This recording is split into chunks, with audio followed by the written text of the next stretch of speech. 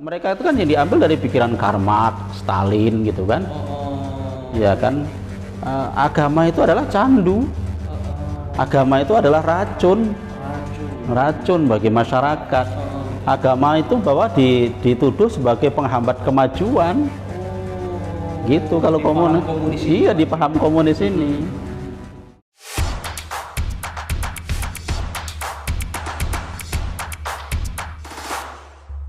Bismillahirrahmanirrahim. Assalamualaikum warahmatullahi wabarakatuh. Waalaikumsalam warahmatullahi wabarakatuh. Alhamdulillah hari ini kembali hadir dengan El Hadis Center Kota Lubuk Linggau dengan podcast Agam Da Agam. Agam Da Agam? Nak ngapo? Nak ngapo?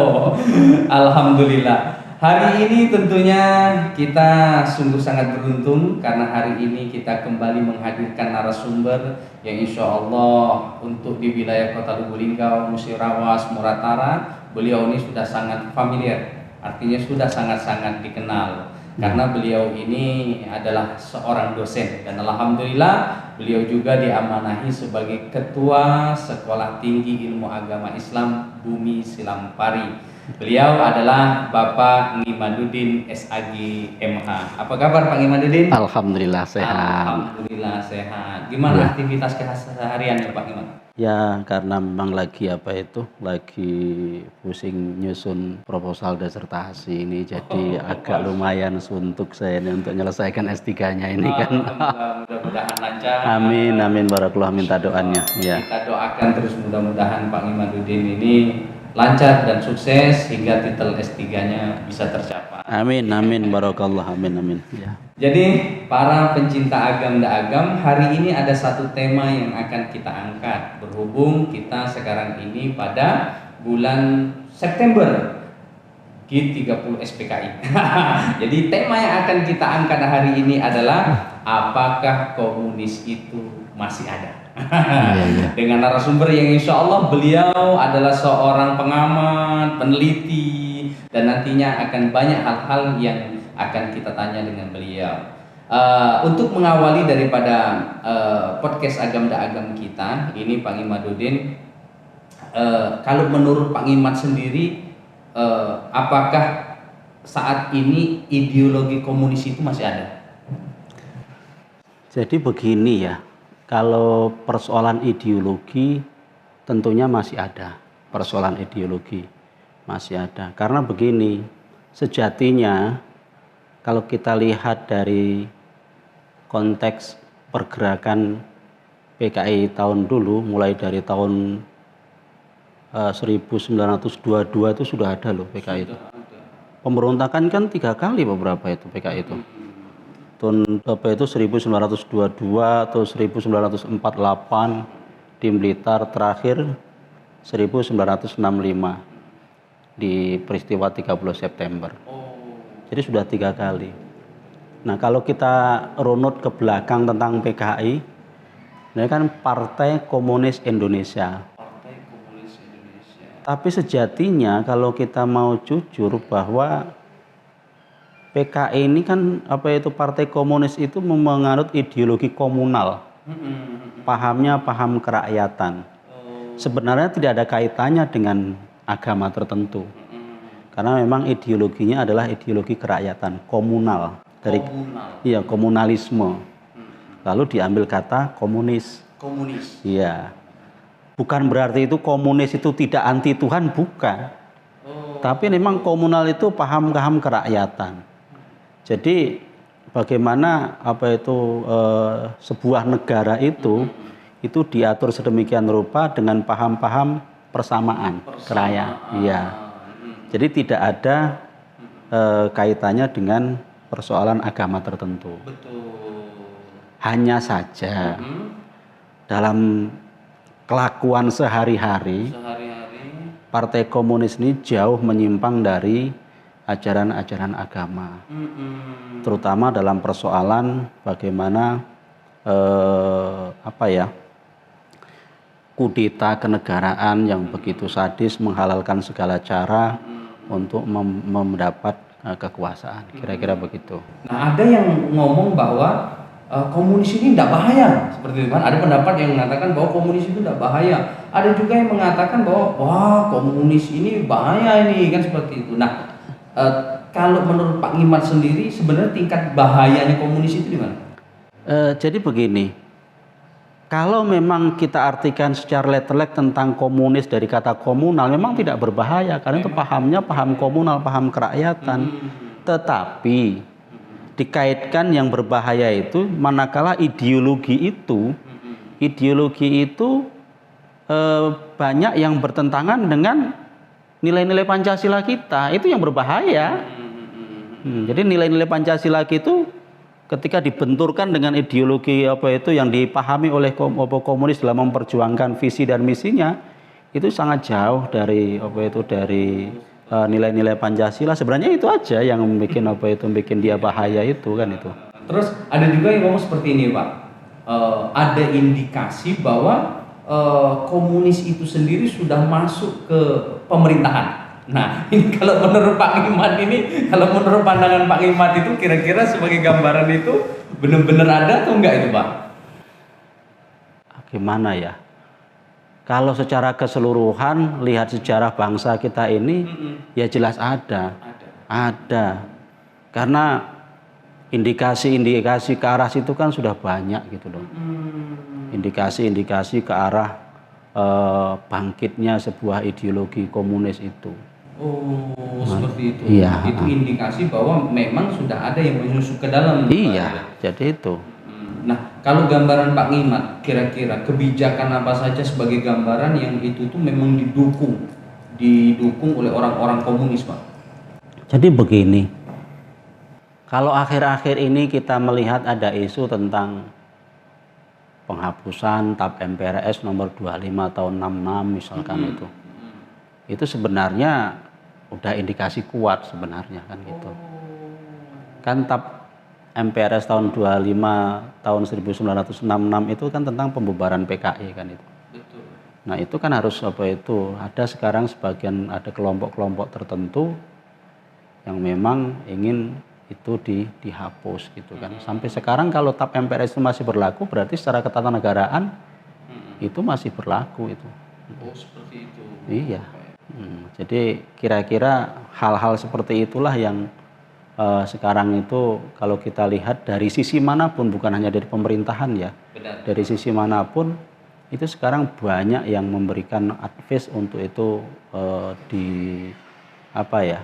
dihapuskan lah itu. Karena begini ya mereka itu kan mohon maaf yang mempunyai ideologi komunis.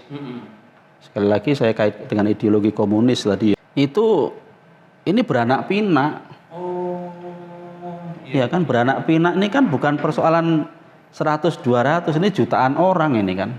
Apalagi Indonesia sekarang sudah penduduknya itu udah 270 kan itu 1 juta itu kan. Artinya mereka juga saya yakin prosentasenya akan sama dengan dulu gitu kan. Dengan dulu ketika terjadi pemberontakan baik itu di Blitar di tahun 48 maupun di 1965 gitu. Kan seperti itu kan.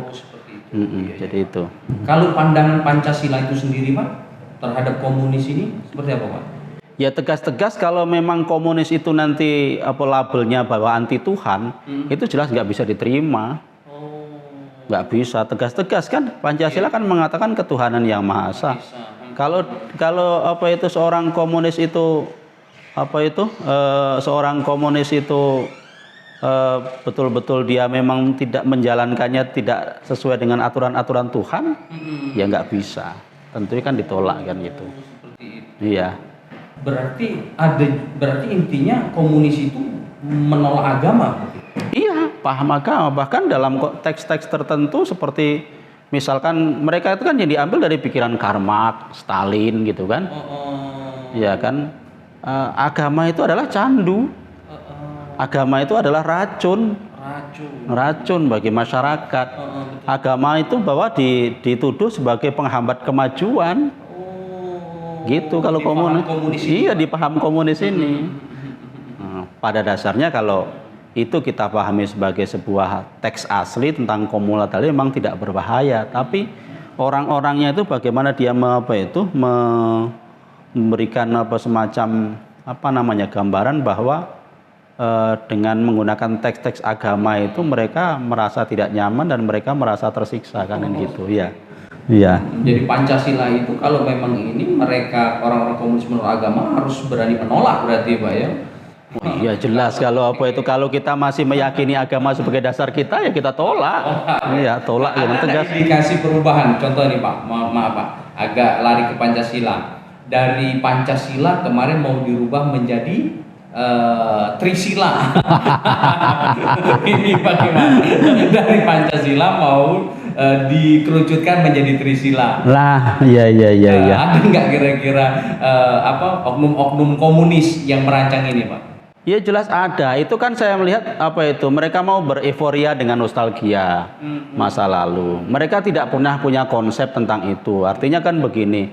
Ini kalau tidak salah pemerasan ayat 5 sila menjadi 3 sila ini kan konsepnya Pak Soekarno dulu kan gitu kan. Bahwa Pak Soekarno itu membawa apa itu Bung Karno itu mempunyai konsep tentang kerakyatan melalui apa itu perjalanannya di dalam berketatanegaraan itu ada yang dia membuat PNI Indonesia misalkan atau Partai Marhaen itu kan gabungan itu kan itu. Tetapi pada dasarnya bahwa tidak bisa menghilangkan Pancasila menjadi Pancasila ya tetap Pancasila. Nggak bisa diperas menjadi Trisila maupun Ekasila, nggak bisa. Kalau itu terjadi berarti kan merubah dasar negara. Berubah dasar negara ya kita punya hitungan-hitungan sendiri dong dari yang mayoritas agama Islam ini kan kita punya hitung-hitungan sendiri. Kita sudah legowo dengan melepaskan Pancasila sebagai dasar negara, tahu-tahu mau diutik-utik lagi. Ya kita harus tegas kan gitu kan itu. Jadi saya hanya melihat ketika ada istilah-istilah seperti itu, ada romantika sejarah mereka ketika mereka tidak mampu berpikir lagi. Iya. Menelurkan isu mau adanya itu berarti mereka tidak bisa berpikir tentang ke depan lagi. Tidak hanya romantisme sejarah, kehebatan tokohnya, kehebatan orang tuanya. Tapi pada dasarnya mereka tidak punya tentang pemikiran kebangsaan ke depan lagi. Toh kita sudah sepakat Pancasila sebagai dasar negara. Kenapa mesti seperti itu kan gitu. Makanya kita ya siap-siap pasang badan untuk tetap mempertahankan Pancasila. Termasuk contohnya ini Pak Iman, banyak sekali ketika kita membaca buku segala macam, artinya sudah banyak tokoh-tokoh komunis yang sudah dicantumkan di buku-buku, banyak yang menghilangkan ulama. Ini salah satu trik dari mereka juga Pak? Jadi begini, ada 4 indikator tentang bangkitnya komunis ya. Pertama tadi saya sebutkan tentang adanya penghapusan TAP MPRS. Dan yang kedua itu tadi ingin menghapuskan sejarah bahwa umat Islam pernah merebut dengan perjuangannya para syuhada merebut bangsa ini. Sejarah itu mau dikaburkan dengan apa? Dengan menghapuskan kurikulum agama dalam pelajaran.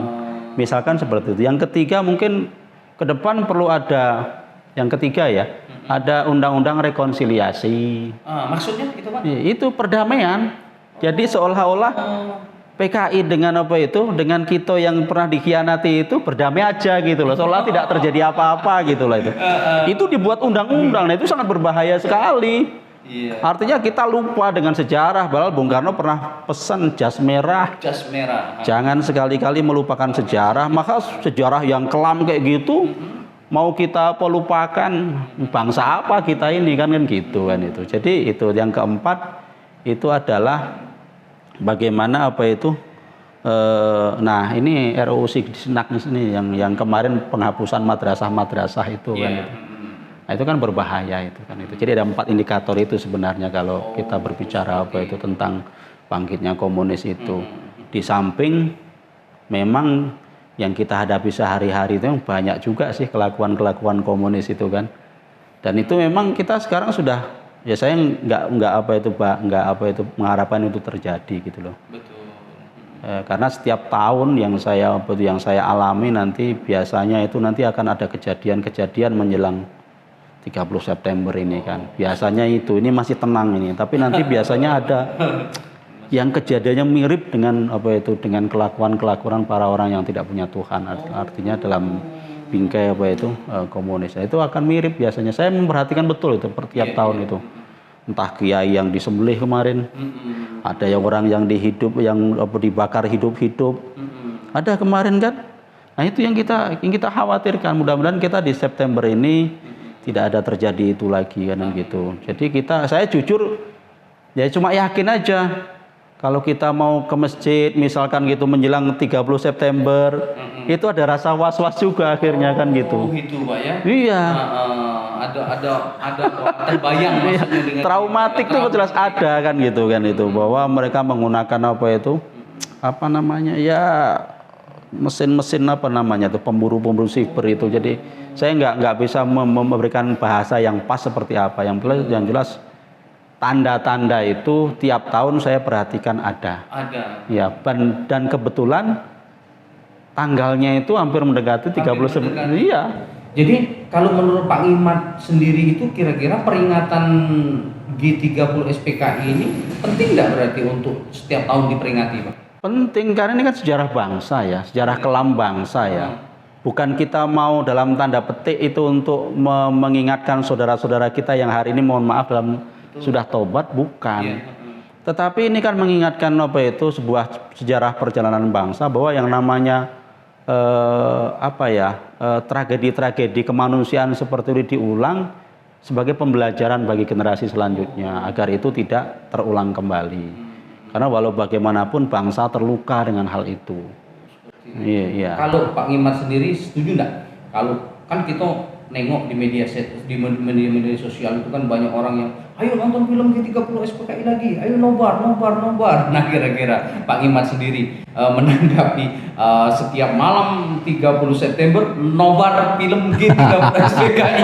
Nah ini kan, ini di setiap tempat pasti nyiapkan acara nobar. Ya. Gimana Pak?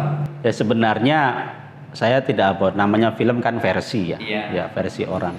Tapi saya itu dapat versi dari orang yang terpercaya, dari orang tua saya sendiri di tahun 65 itu, bahwa orang tua saya almarhum itu pernah cerita pada saya, karena orang tua itu dulu waktu kecilnya di Kabupaten Klaten, itu setiap pagi di tahun di setiap malam, bukan setiap pagi, mohon maaf, setiap malam di tahun 65 itu selalu menjaga kakek, karena kakek itu imam kampung.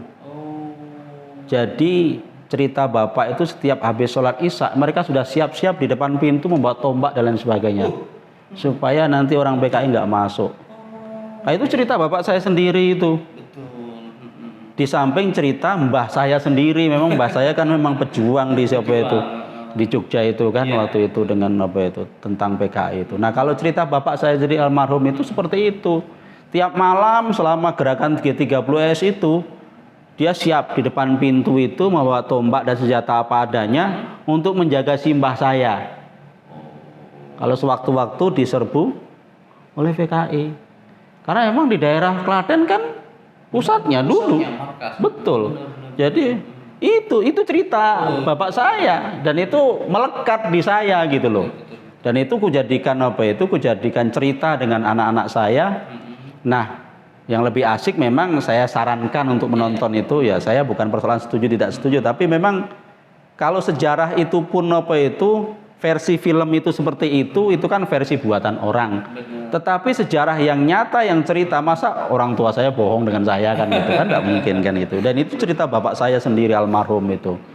Dan alhamdulillah jadi pembelajaran saya. Jadi saya juga tetap menganjurkan kepada anak-anak, tolong nak tonton itu sejarah Indonesia gitu. Saya mengatakan sejarah Indonesia. Salah satu butir-butir kecil sejarah Indonesia. Nah, gitu. Karena sejarah Indonesia itu yang besar-besar kan banyak.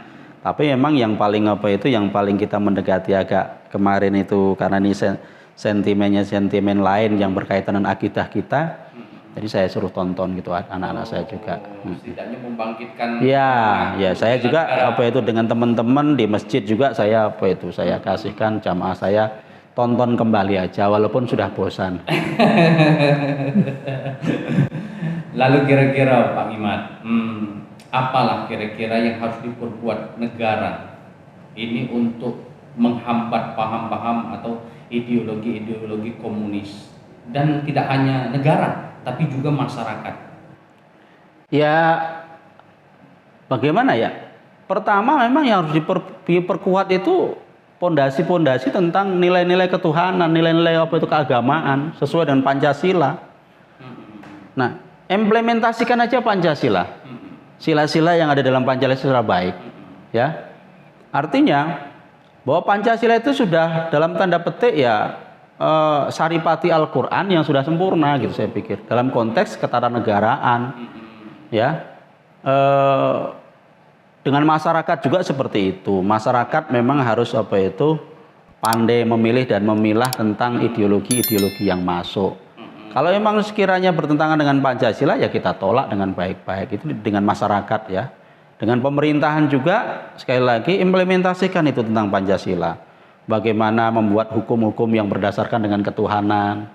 Bagaimana ekonomi juga berdasarkan ketuhanan, itu kan?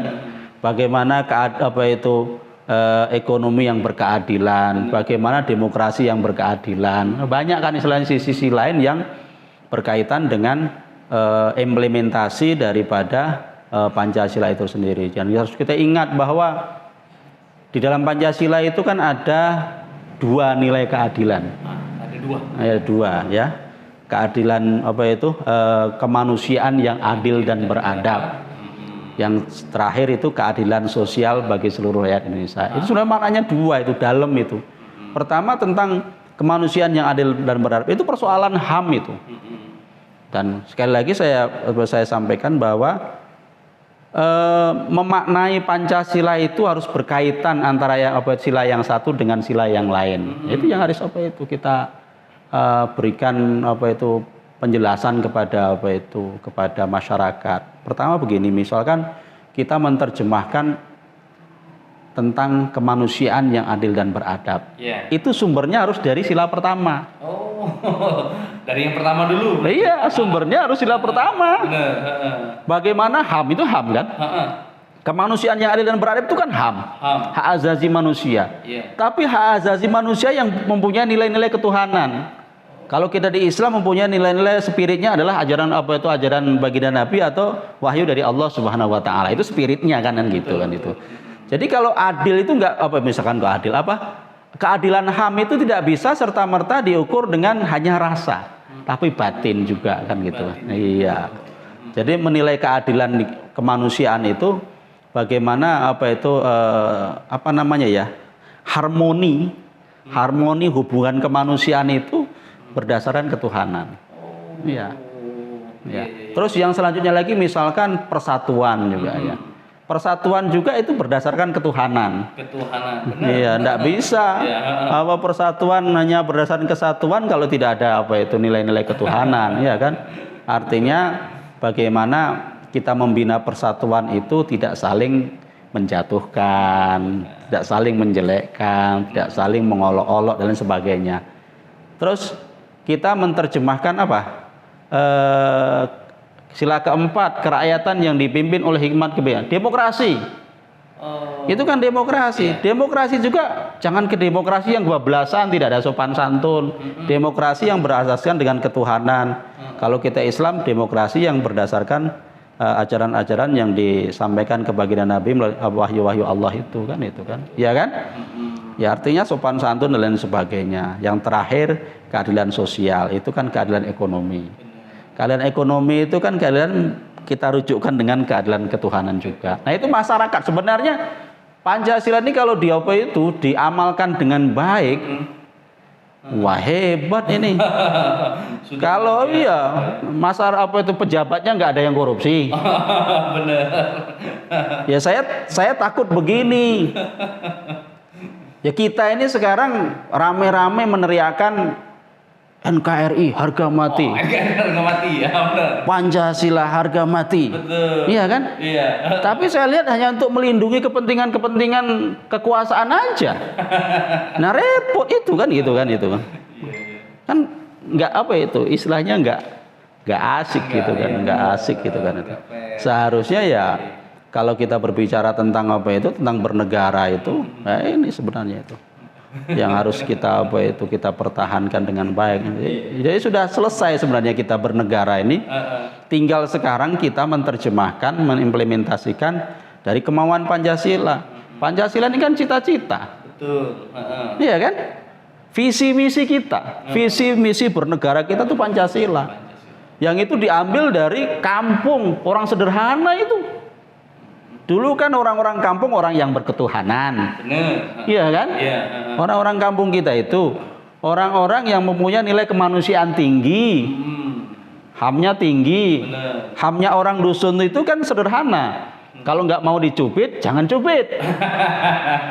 Benar. Nah iya kan? Kalau mau dicubit, jangan cubit. Jangan cubit, itu HAM itu. Benar. Nah, artinya tidak boleh saling ganggu kan? Benar. Nah, gitu.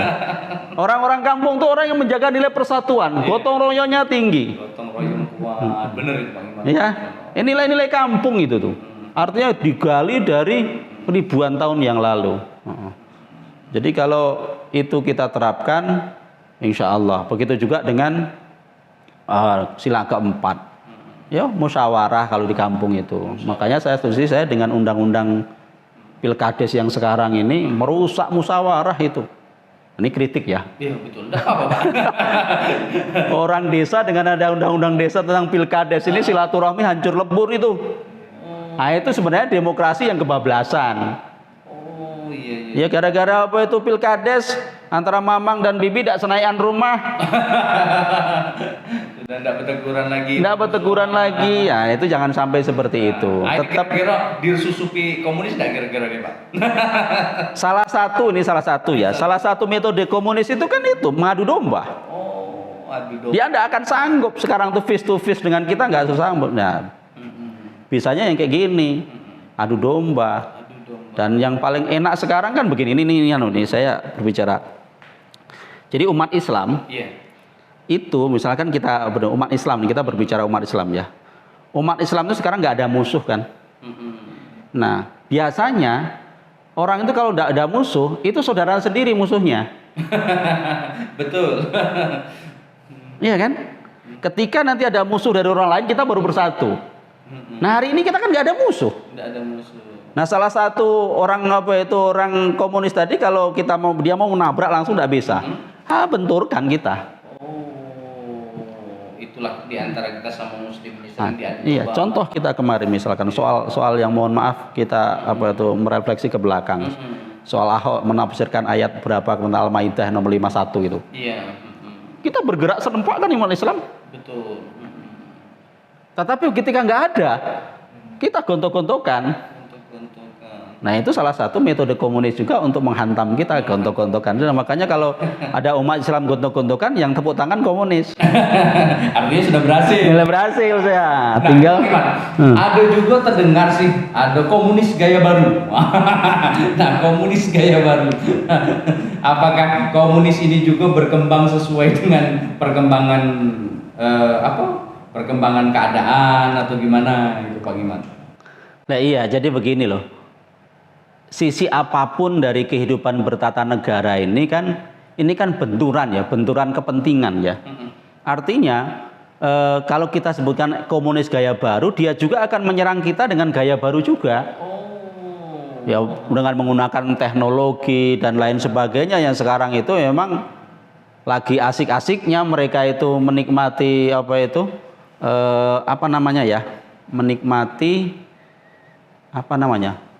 bonus, iya, bukan bonus apa namanya? Bonus teknologi ini lagi dinikmati dan itu umat Islam rata-rata memegang semua hari ini kan.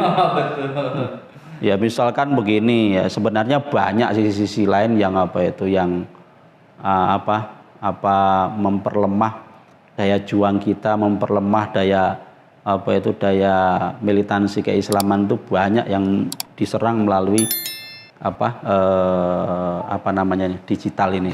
Iya, banyak itu sebenarnya itu. Betul. Alhamdulillah, insyaallah luar biasa dulur-dulur agam dagam. Hari ini sudah banyak sekali kita ngobrol-ngobrol sama beliau, termasuk yang selama ini sudah mungkin ingin dapat jawaban dari pertanyaan-pertanyaan yang disampaikan tadi. Setidaknya kita sudah mendapatkan gambaran jawaban dari Pak Imaduddin. Nah, ini Pak sebagai closing Pak. Sebagai closing, apa yang Bapak ingin sampaikan kepada masyarakat dan juga pemerintah menyikapi tentang ideologi komunis ini, Pak? Oh gitu. Satu untuk pemerintah ya. Bagi pemerintah kalau ada masyarakat yang mengungkit-ungkit masalah komunis kembali, jangan baperan lah gitu loh. Oh, jangan baper.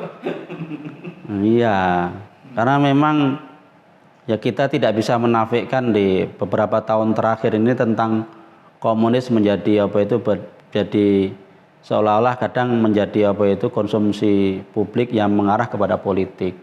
Sebenarnya masyarakat itu kejadian-kejadian yang seperti kemarin pembantaian dan lain sebagainya itu tidak perlu terjadi lagi. Sebenarnya pesannya seperti itu kan itu. Dan oleh karena itu ya imbasnya nanti juga kepada masyarakat di bawah. Karena apa? Begitu apa itu isu-isu tentang komunis itu apa itu diembuskan lagi, terus pemerintah juga baperan misalkan gitu menanggapinya itu dengan berbagai macam tafsiran, itu akan menimbulkan polemik baru di tengah masyarakat. Seharusnya pemerintah saat ini tegas-tegas saja. Saya tolak komunis, titik. Saya tolak orang yang apa itu orang yang hidup di tanah Indonesia ini, di Republik Indonesia ini orang yang tidak bertuhan, itu kami tolak bersama-sama. Iya, jangan teriak-teriak terus NKRI harga mati terus, jangan. Pancasila harga mati, tapi untuk melindungi apa itu strategi-strategi untuk mempertahankan kekuasaan, jangan. Nah, jadi kan berbahaya karena emang negara kita ini yang sudah apa itu di tahun-tahun terakhir ini agak apa itu saya bilang kan ya saya agak kecewa dengan apa itu dengan perkembangan bangsa Indonesia, terutama di persoalan-persoalan yang kemarin baru kita nikmati selama sebulan terakhir ini. Agak kecewa saya sebenarnya kan itu. Dan itu saya pikir sudah mengarah kepada komunis gaya baru juga kalau saya lihat itu. Ya, saya bilang kayak gitu kan, orang tidak ada yang kalau lihat itu memang itu keterangannya benar. Itu keji sekali orang-orang seperti itu. Nah, kenapa hal itu bisa terjadi kan itu? Nah, oleh karena itu sekali lagi untuk masyarakat juga tetap pertahankan nilai-nilai yang berkaitan dengan akidah ketuhanan. Karena walau bagaimanapun ya, orang-orang bertuhan ini kan orang-orang yang dibimbing oleh sifat-sifat kewahyuan oleh apa itu agama ataupun kewahyuan yang diturunkan oleh Tuhan di agama masing-masing kan. Dan kita yakin bahwa nilai-nilai universal daripada ketuhanan itu yang lebih apa itu bisa memberikan guide atau arah perjalanan kita menuju apa itu menuju akhir daripada perjalanan hidup manusia itu. Ini yang paling apa itu yang paling penting. Sekali lagi itu saya tandaskan ya nggak usah baper lah kalau ada orang menolak gitu kan. Iya, nggak usah. Jangan baperan. Ada isu komunis dinaikkan. Iya, itu ya memang itu tragedi betul loh. Saya mohon maaf bukan persoalan filmnya tadi ya. Tapi memang fakta yang diceritakan ke saya dari orang tua, dari simbah saya, memang seperti itu adanya. Mbah dua-duanya loh ini, yang mereka semuanya mohon maaf mengalami di area yang kuat PKI-nya di Kabupaten Klaten sama di daerah Jogja. Ya kan luar biasa itu. Saya dapat cerita langsung itu dengan beliau-beliau gitu kan. Jadi saya kalau mau apa ya? Tidak percaya itu ya tidak mungkin. Emang itu ada saksi hidup. Saksi hidup dan dia cerita ya pelakunya. Dia cerita bahkan kalau kakek saya yang apa itu luar biasa kalau waktu dia apa itu ya beliau masih muda pada saat itu kan. Mereka mohon maaf dari kalangan Nahdliyin. Ya mohon maaf ini Nahdliyin, saya orang Nahdliyin jadi apa itu mereka cerita tentang Nahdliyin gitu kan. Jadi itu kira-kira yang apa itu yang saya sampaikan dengan masyarakat. Jadi terus tolak ya ideologi-ideologi yang mohon maaf itu yang mengabaikan tentang eksistensi ketuhanan. Ya kalau komunis dari kata komunal itu paham kerakyatan itu akan senantiasa hidup masih juga apa itu adalah sampai hari ini. Tapi yang kita khawatirkan ketika hal itu disusupi oleh orang-orang yang tidak mempunyai Tuhan. Nah itu yang bikin susah Partai Komunis itu sebenarnya itu ya. Alhamdulillah sudah banyak sekali dulur-dulur agam dan agam kita bertanya dengan beliau, luar biasa menambah ilmu dan wawasan bagi kita semua. Setidaknya bisa menjawab keresahan yang ada yang selama ini dibayangkan oleh masyarakat tentang komunis. Ya. Alhamdulillah berhubung sudah semua pertanyaan kita tanyakan dengan beliau dan kita sudah mendapatkan jawaban yang luar biasa bersama Agam Agam selanjutnya. Wassalamualaikum warahmatullahi wabarakatuh. Waalaikumsalam warahmatullahi wabarakatuh.